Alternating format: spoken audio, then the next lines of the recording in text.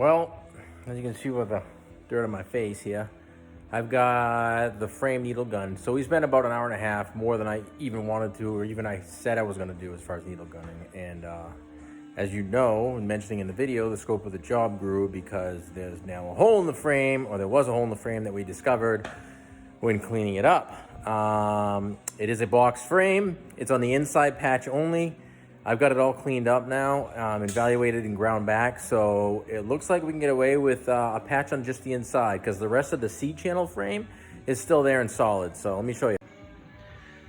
Yeah, that's what the shop floor looks like right now. With this thing was spotless when I brought it in, this floor, by the way. Just saying.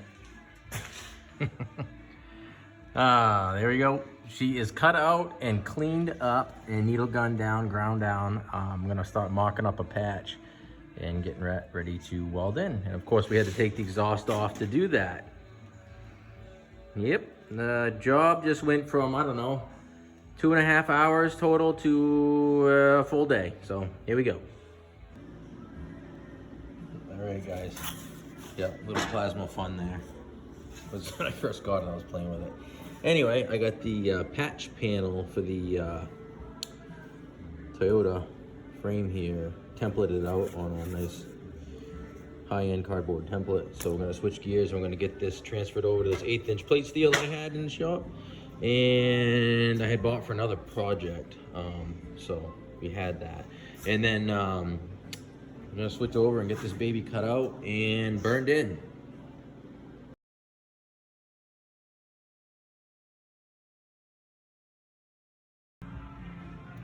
All right, there you go. There's the patch panel cut out, rough, just kind of hold it in place here to kind of show you where it's gonna sit and still have some ventilation with the holes there through the frame, let some airflow through there. We'll fit it up a little bit better. We're gonna hit it with some weld through primer, both sides all the way around, and burn it in.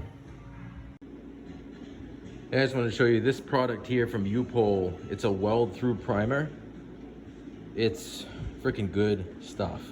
And I don't know if you guys are familiar with U-Pole, but they make the Raptor liner, the bed liners, the do-it-yourself kits. The stuff's amazing.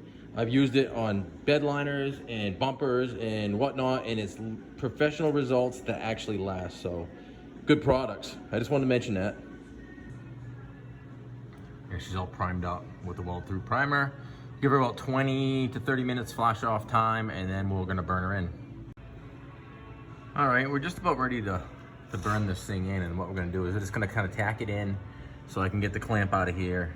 And then I'm gonna do stitch welds, about 1 inch long each, just to keep everything from overheating. Again, that's just an 1/8" plate, and the frame is actually less than that. I don't know, 100 thousandths maybe. So we're gonna go easy with it and just stitch weld this baby in and get her painted up and get this guy back on the road and the truck undercoat.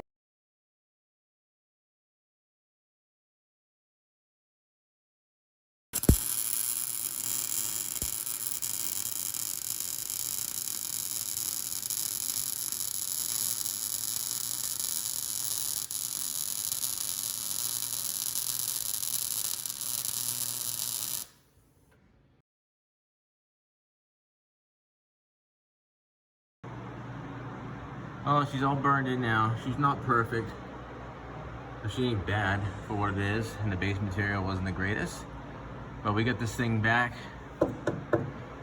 She's stable again. So I'm just gonna grind a few high spots off, throw some paint on it, and get back to undercoating. Ooh, pretty, huh? All painted up. She's burned in there.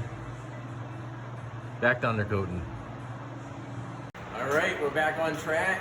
And as you can see behind me, I got the rotors and calipers bagged up just to prevent overspray and whatnot, having to clean them up afterwards.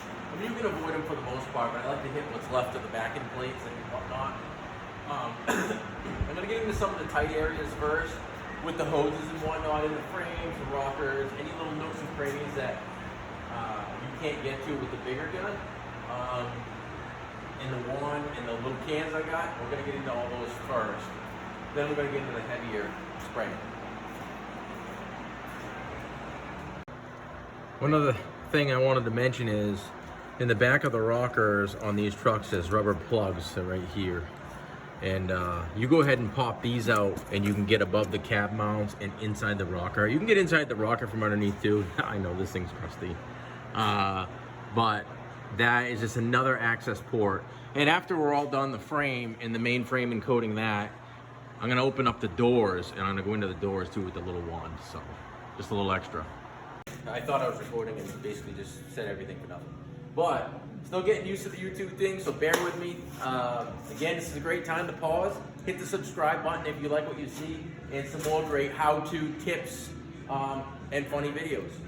But anyway, get back to the job at hand, and that is the oil undercoating. I've gotten into the real tight nooks and crannies with the smaller cans of the fluid film and the real small wand I have.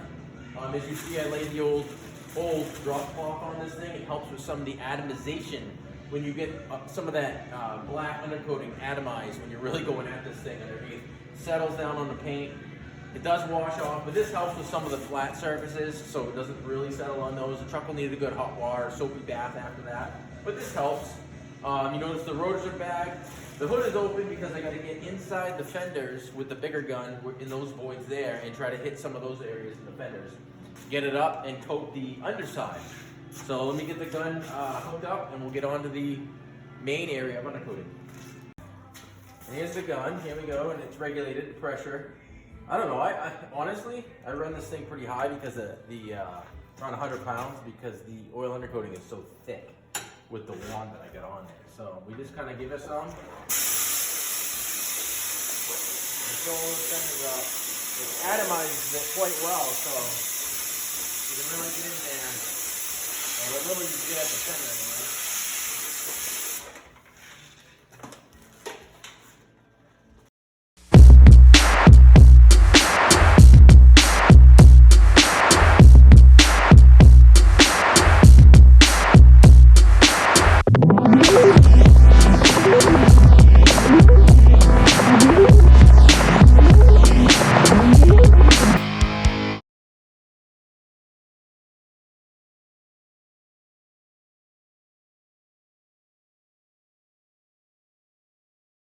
There it is. The truck is done. And it's got a severe dosing of New Hampshire oil undercoating on it. You probably saw I had a respirator on. Is it required? No. Is it probably a good idea? Yeah. It's cold out. It's winter up here in Maine. And I actually opened up the doors and put the industrial fan on because it does get fuming in here. So that actually helps a lot. So everything came out pretty good. I used a gallon of product, a gallon in 3-4 aerosol cans. So, and plus I still got to do in the doors a little bit. But let me take you on a tour of the frame. Here it is. Everything's coated real well now. Quite a bit different than it looked though a few hours ago. And this is a black, oily product. So you work on this vehicle, you will get dirty. I'm just warning you. But it came out nice. I'm not gonna lie. The lighting's not the greatest, but you get the idea behind it. It is done and all coated everywhere. It's frame rails, rockers, cab corners, surfaces, flat surfaces of the body underneath that are prone to rust, in the inside of the frame as well. There, got a little light under here.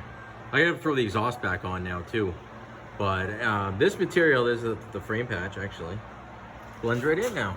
And then this material itself will soak into the metal. So it lays it on there a little thick, and I did lay it on thick. I actually avoided the whole resitch area and the bumper brackets for the most part because they're gone, like they're rotted. This why waste product on them at this point?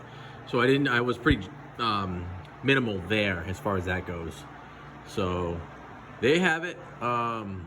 Things coated up. Get the wheels back on this thing and on the ground. I feel like I'm on Gold Rush. Gotta do the weigh-in.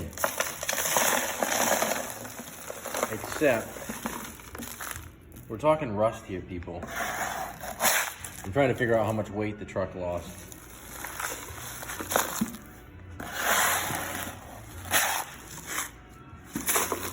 Let's, my guess was 10 pounds, so I don't know that I'm far off, honestly. Let's, and this is only what was swept up. Stand by.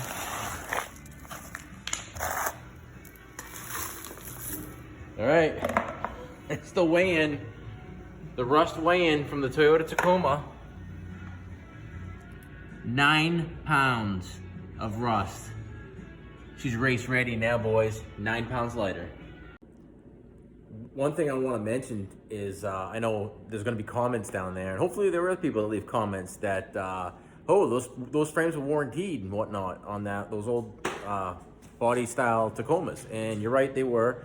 And this one actually was a frame replacement. It was one of the first run frame replacements they did, almost, I guess, probably 10 years ago now. And from that point on, you're required to maintain the frame and then get the frame inspected, and nothing was ever done as far as that goes.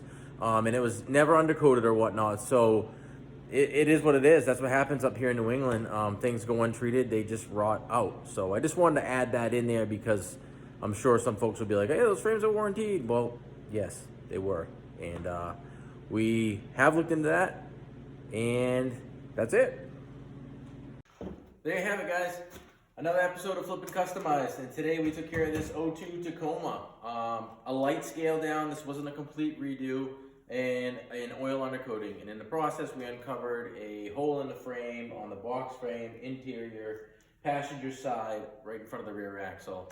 It was salvageable because the rest of the frame, the C portion of the frame, was still solid, so we were able to burn in a piece of 1/8" steel after we cut out that bad patch. Painted that up and then oil undercoated the whole truck. Inside, out, and around. Customer will be real happy. It's nice and black now. Truck needs a bath, but did a quick little rotation and tire pressure for him. Get this thing out and we'll be on the road. So thanks again for tuning in. If you liked the video and you want some more, please subscribe. Leave me a comment. I'll do my best to reply, or we'll do our best to reply. And subscribe to our channel for more great content. Thank you.